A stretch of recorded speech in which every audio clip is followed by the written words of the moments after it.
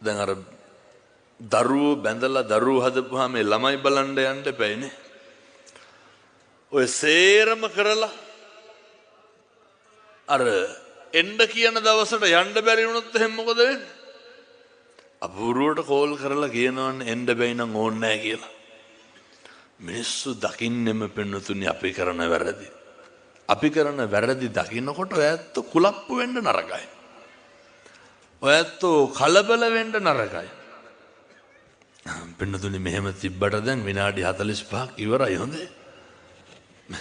සූස් ගන්න එපා මට ITN එකේ තව බණ දෙකක් පටිගත කරන්න තියෙනවා හෙට පොයේනේ.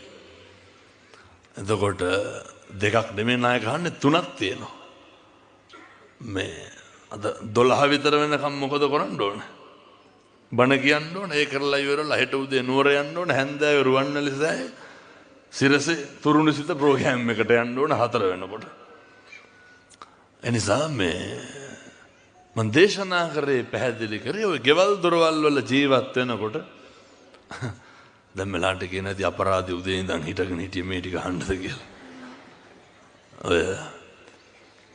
ඔය මං කිව්වේ ඔය මොක කෙරුවත් වැඩක් නැහැ.